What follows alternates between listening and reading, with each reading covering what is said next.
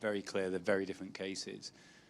Do you think the Premier League will feel under a lot of pressure, given the decision that's been made on Everton, from other clubs to come down very hard on you? Do you feel that external pressure they will feel? I don't know. I think if the verdict from Everton was so quicker, and now is delay a lot, is because the situations, the cases are completely different. So I don't know. The pressure to us at the end, the judge is going to put both sides are going to decide. So I don't know. And just on the game and on Liverpool, obviously you've had some huge battles in recent years. You've beaten to the title twice by a point. Do you regard them as your biggest threat to the potential of a fourth consecutive Premier League title this year? Absolutely. It's one, not the one. I think Arsenal will be two. I see him so solid. Spurs, even the two defeats they had lately, the feeling when I see the way he's playing is one game a week. I think we'll be there, and Chelsea start to recover again, one game a week. I think the 4 or 5 contenders now are there. So I don't know, at the end Newcastle would join this 4 or 5 up front. I don't know, United would join us. But many things can happen. Many things can happen. It tends to always, if you haven't won it by a great distance, or Liverpool, it's tended to be 2 at the most, though. And Liverpool have won it. They've pushed you very close before. Does that not give them a significant advantage over the others that have not really been able to? I mean, Arsenal sort of fell away. What I learned since I arrived here, I was more anxious in the first seasons, or the first, second, third, in November, December. Now I learned that the Premier League never ends. When you believe it's over, oh my God, there's still 10 games to play, and many things can happen. So now it's just to, not relax, because if you relax, you can be relegated for many points behind the top of the league. But it just is so long, the Premier League. It's many things is going to happen, many things. If you ask me the question in March and April, I would say, yeah. So I think Liverpool or City, or hopefully we can be there, or the other one. So many things can happen. But the reality, except an exceptional things, I think Liverpool in last season had a lot of problems in terms of injuries. When you have many injuries, there is no secret, so there's nothing to do. And that's why you're in the position, not playing in the Champions League this season. Liverpool always has been there, always. Have the ability to win games. When play good, they win. When don't play maybe equal, they have the ability to do it. And always, when start the season, so Liverpool will be contender 100%. So I didn't expect Liverpool would be this season like the previous one. So, and the proof for the fact that always, both teams, always in 7-8 years have been there.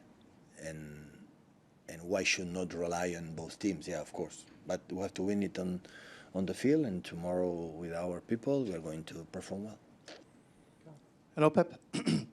What did you think when Haaland got that knock in that private match, and he even came onto the pitch again after getting that knock? It's football. If he knock in the game back again, it's because he feels good. I don't have problems when the players play in the national teams and they want to do their best. I want to play their best, so it's not a problem at all. Were you worried at all that No. adding another player to the injury list? No. They don't want to get injured. I don't want to get injured. Sometimes happen. In many clubs, it's injured, and we are not an exception. So it's what it is. He can reach another milestone, reaching 50 goals in only 49 appearances. What separates Erling from the other strikers, top strikers that you have coached? Oh, listen, I don't follow the milestones from the players on the record. So I'm focused on Liverpool, what they have to do, and win the game. And if he break it, it's perfect for him. For us, it's good. But I'm not thinking I'm going to prepare the game to Erling break another record or score more goals. So he won it, and we're happy on that. Hi, Pep. You've talked before about the fundamentals of your teams being the same each season. How does this team in this season differ from your previous versions of City? What are you trying to get them to do this year that is different to previous years? Oh, it's quite similar. The fundamentals are the same. Depends on build-up, and the fundamentals are the same completely. But last season we play mainly the important part of the season with Rodri, John, Gundo and Kevin, and this season we have just one player.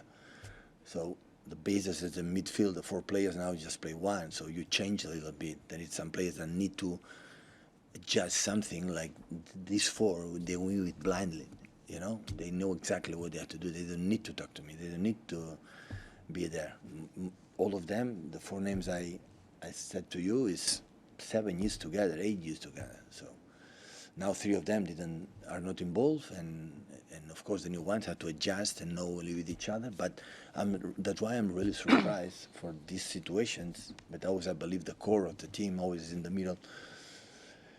I had the feeling that the surprise being the position that we have, especially in Champions League and the Premier League. So far we have been better than the other ones today. Now sitting at 1:45 p.m. and Friday before the clash around Liverpool. But just today, we will see what happens in the future. There's been data recently that shows teams don't take as many shots from distance and corners don't go into the box as much. A lot of that's been put down to your influence on the game and kind of how you have your team set up to play. Do you agree with that? Is that something that you think, and do you tell players not to shoot from range because the chances of scoring are quite low? I said to Rodri to score, to shoot and score, yeah. I was pushing. Yeah. No, there is decision in the final third when the ball is there. They are not stupid. So there is a ball there in front of the goal. Say no, shoot, no. It doesn't happen that. Of course, I have to shoot. It's of course the quality of the players that we have. We don't have Kevin, for example, now. They can do it, or there are Gundo. It was a good runner, some there in that position. So different type. When Phil pull more inside and dribble his opponent, he shoots. Julian is a player can do it. So I said many times, you overestimate. You give a lot of credit to the managers. What we do with the teams, you know. So it belongs to them, and 99% of the decisions belongs to them, not to us. We don't pass one ball. So have an idea to me what you have to do, but at the end, decisions is for them. Guys, I've got a long list, so I can keep it to one just so I can get through as many of you as I can. Simon? Pep, how different is tomorrow's game being at the Etihad rather than Anfield? I think Liverpool prefer to play in Anfield like we prefer to play here. So I never found a team like prefer to play away in front of your hands. Because you sort of know how difficult it is to go to Anfield, but do you feel like the Etihad has given you more of a home advantage kind of now this last year? Home advantage, home games always is advantage for the local team than the away team. That's for sure. For sure. Pep, it was quite a couple of weeks for Rico Lewis since we last saw you getting called up by England. How much was that deserved, and what did you see his performance? I didn't watch the game because in Barcelona I could not take it. So, but I heard and I spoke with him yesterday. He played good in the left position, being there, and he was awarded, I think, man of the match. I'm not a big. I don't know, sometimes it's first, sometimes not, but important is his opinion. He was happy, delighted, and very pleased. Say thank you to Gareth, to select him. It's just yesterday, the day before, turned, 19 years old, so young. And it's a big, incredible thing. So this age, play already in the national team for the first team is incredible. So, yeah, I think he's a nice guy. He's so calm. He didn't change his behavior 1 second since arrived from the second team training with us, and now it's completely the same. So, yeah, congratulate him for him, and I think English national team have a reality already. I think so, as a prospective players for the many years to come from national team. Hiya, Pep. The manager's relationship with officials and referees has been quite a big topic over the last few weeks. I think Postecoglou said earlier in the week that managers as a whole probably need to be more well-behaved with referees, and company said there should be stricter punishments. Are those sort of things that you would go along with? Do you think it's gone too far? I think it's getting better. This season comparing the other one. It's good. When we behave bad, we have to be punished. I completely agree.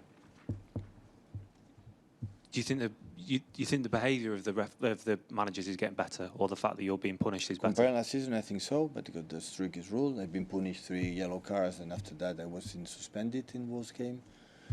So I believe what I'm going to say. I think I'm a nice guy. I want to behave good. I represent my club. Beyond myself, I represent institution, organization that I have to defend properly. But it's a game, you know, and there it's not switch on, switch off, and I have to control. Sometimes emotions go out, but of course I have to behave well. Yeah, of course. But sometimes you see something and you react. Otherwise, what would be our game without this passion that we have to put? Maybe because I'm a Latin person, so I don't know. But what should we do? Yeah. But when I'm sitting in front of you, I'm a calm person. Of course, I know exactly what they have to do. And of course, we make mistakes. They make mistakes. It's part of the life, so mistakes. But I'm agree. So when we behave bad, it's not a problem. Guys, I've got one each for Rob, Dave and Jamie, please. Hi, Pep. Lots of people may still associate you with Jose Mourinho, given that you had those battles with each other in Spain. But when you look at your career as a whole, would you view Jurgen as the manager who's pushed you the most, do you think? By far. By far. It's because we face 1,000 million times each other. By far, yeah. Just on Jurgen again, he's complained about the kick-off time tomorrow, 12:30. He says that Liverpool, I think, have had more early kick-offs after international breaks than any other team. Do you have any sympathy with him on that front? And does an early kick-off... I always have sympathy for Jurgen, so... Does an early kick-off... Honestly. No, honestly. So he says this is right. So he has his point to defend his club and his argument. So, but please don't blame Man City neither for that, please. So we are not involved. We're guilty of that. We ruined the Premier League, but, you know, I'm sorry. So it's not for that. It's a kick-off from them. It's our fault. But can an early kick-off can that affect the quality of the game at all? Or Sorry? Not? Can an early kick-off like tomorrow affect the quality of the game or not at all? Does that not come into it? Well, it depends on what time the player is going to sleep. So I try to sleep early. Yeah. Hi, Pep. Just speaking generally, so not about City, not about Everton, what is your view of FFP? Should it even exist? Because some people think it shouldn't really exist because it stops a sort of dream scenario where a very rich entity comes and buys a small club and brings it up and, you know, makes it better. So do you think it should even exist, FFP? No. I have a regulation. They just had to be the regulation to be the football more equal, and the laws must be respected. So we are under scrutiny, and I'm a big fan to follow the rules properly. And you do something wrong, you have to be punished. So society has, be regulated, and the UEFA or FIFA decide to FFP. So I support completely. Always I am said, wait, guys, wait when it happened, the sentence, and after we do it. I know you are in a hurry, oh, come on, let's go. Not at all. No, I'm not talking about you, James, like in general. So just to take a look, what happened in UEFA, I know what happened in UEFA, the months and months or weeks talking about that, and after the sentence, I know how many months and weeks and years talking about the resolution. So I know it. And after, immediately for the Premier League, and after for this 2012 or 13 or 14 happened. So no, yes, I don't know what happened exactly. So still is there. So just wait. We're innocent. People has to know it. We are innocent. And the moment it's going to sentence, okay, we're going to talk about that. Thank you, guys. Okay, thank you.